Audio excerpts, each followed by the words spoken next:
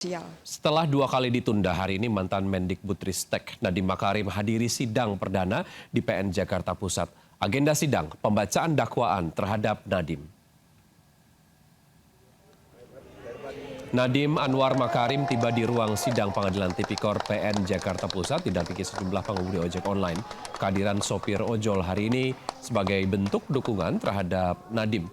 Nadiem saat ini menghadapi dakwaan terkait dengan kasus dugaan korupsi Chromebook dan Chrome Device Management yang diduga dilakukan saat ia menjabat sebagai menteri. Pemirsa, jangan pernah mengemudi dalam kondisi mabuk. Sebuah mobil terguling dan terbakar usai tabrak pembatas jalan di Pulau Gadung, Jakarta Timur. Diduga sopir mengemudi dalam kondisi mabuk hingga ia terluka.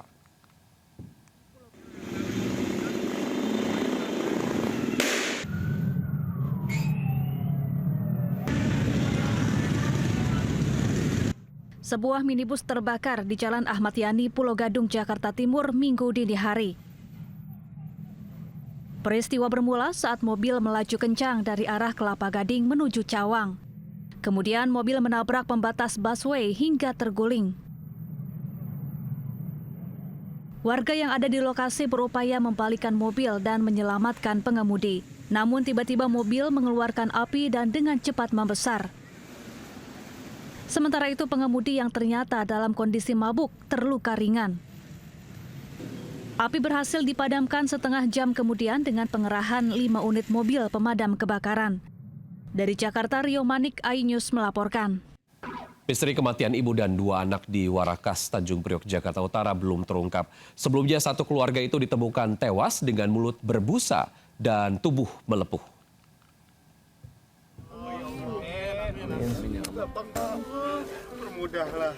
Isak tangis keluarga mengiringi pemakaman Siti Solihah dan 2 anaknya, Afiah dan Adnan.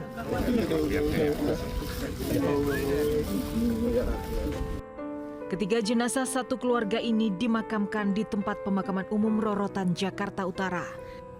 Keluarga menyebut kematian tragis ibu dan 2 anak ini sangat mengagetkan. Sebelumnya, ibu dan 2 anak ditemukan tewas di rumah kontrakannya di Jalan Warakas 9 Tanjung Priok, Jakarta Utara. Sementara 1 anak lainnya ditemukan kritis dan dilarikan ke rumah sakit. Para korban ditemukan dalam kondisi mulut berbusa dan kulit melepuh. Dari olah tempat kejadian, polisi menemukan air minum kemasan dan 3 bungkus makanan. Dugaan sementara ketiga korban tewas karena keracunan, namun penyebab pasti masih dalam penyelidikan. Polisi telah memeriksa 6 saksi. Dari keterangan tetangga, satu keluarga ini baru tinggal 6 bulan di kontrakan, sementara suami korban meninggal 1 tahun lalu. Di Jakarta, Tim Liputan iNews melaporkan. Setelah 1 bulan, misteri pembunuhan anak politisi PKS akhirnya terungkap.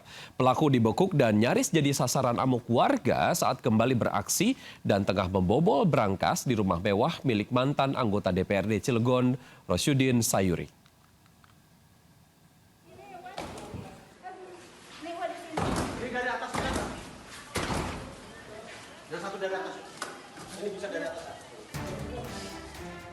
Inilah detik-detik penangkapan HA terduga pembunuh anak Dewan Pakar DPD PKS Kota Cilegon, Banten, Maman Suherman. HA ditangkap polisi dan warga saat kepergok mencuri di sebuah rumah mewah milik mantan anggota DPRD Cilegon, Roysudin Sayuri. Proses penangkapan HA berlangsung dramatis karena terduga pelaku bersembunyi di bawah mobil yang terparkir di garasi rumah Rois.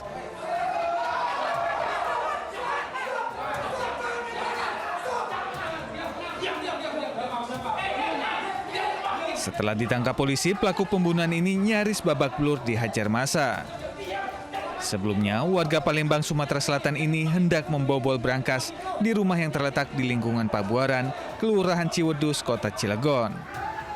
Setelah diperiksa petugas, pelaku mengaku telah membunuh Muhammad Axel Harman Miller, anak Dewan Pakar DPD PKS Kota Cilegon, yang ditemukan tewas berlumuran darah di rumah mewahnya pada 16 Desember 2025 lalu. Hingga saat ini, polisi masih melakukan pendalaman untuk mencari petunjuk lain yang berkaitan dengan kasus tersebut. Dari Serang, Banten, Mahesa Apriyadi, iNews melaporkan. Ya, pemirsa selalu hati-hati saat ada orang yang berlagak sebagai aparat penegak hukum. Di Bogor, Jawa Barat, 6 orang yang mengaku dari Polda Jabar dan Polres Bogor memeras hingga 100 juta rupiah hingga warga mengamuk dan merusak kendaraan pelaku. Sementara di Pasuruan, Jawa Timur, mengaku anggota TNI seorang pria menipu dan membawa kabur mobil milik warga.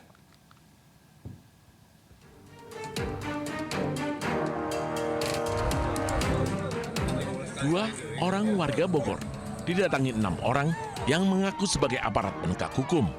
Pelaku datang ke rumah korban bernama Ica untuk bernegosiasi terkait dugaan penambangan ilegal yang dilakukan suami Ica. Pelaku mengancam akan mengamankan suami Ica ke Polres Bogor jika korban tidak menyerahkan uang sebesar 100 juta rupiah. Setelah negosiasi, Ica mengeluarkan uang 7 juta rupiah. Sisanya ditransfer ke nomor rekening salah satu pelaku. Pelaku juga memeras warga lain bernama Nino. Namun Nino yang curiga segera melapor ke polisi.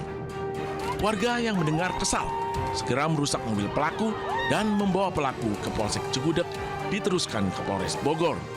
Hingga berita ini diturunkan, polisi belum memberikan keterangan secara resmi terkait terduga pelaku pemerasan yang membawa nama baik institusi Polri dan wartawan. Dari Bogor, Jawa Barat, Wildan Hidayat, iNews melaporkan.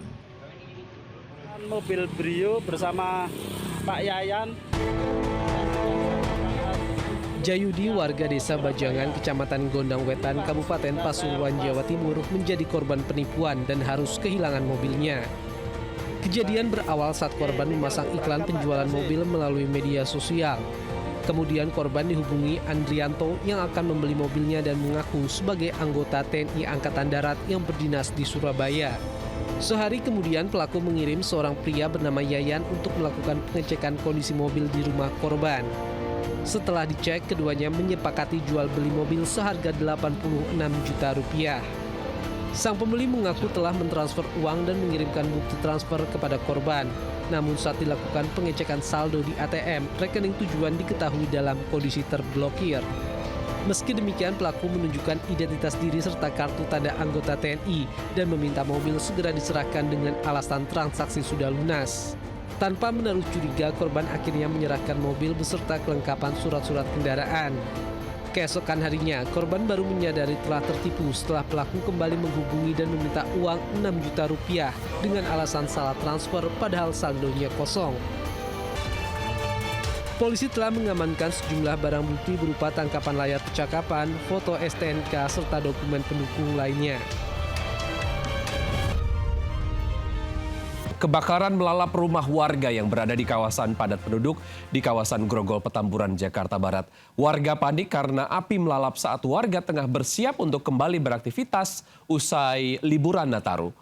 Api dengan cepat melalap rumah warga di Jalan Alpukat 3, Tanjung Duren Utara, Grogol, Petamburan, Jakarta Barat. Banyaknya bahan mudah terbakar menyebabkan api cepat membesar dan membuat panik warga yang sedang bersiap memulai aktivitasnya pagi ini usai liburan panjang Nataru. Petugas sebanyak 65 orang dan 13 unit mobil damkar dikerahkan untuk mencegah api merambat ke bangunan lain di sekitar lokasi. Api bisa dipadamkan usai melalap selama 30 menit. Beruntung tidak ada korban akibat kejadian ini, namun kerugian material ditaksir hingga ratusan juta rupiah. Sementara itu, pemirsa, akibat korsleting listrik, gulungan kabel PLN terbakar dan membuat penumpang panik di stasiun Bogor, Jawa Barat. Api bisa dipadamkan, petugas keamanan stasiun menggunakan APAR.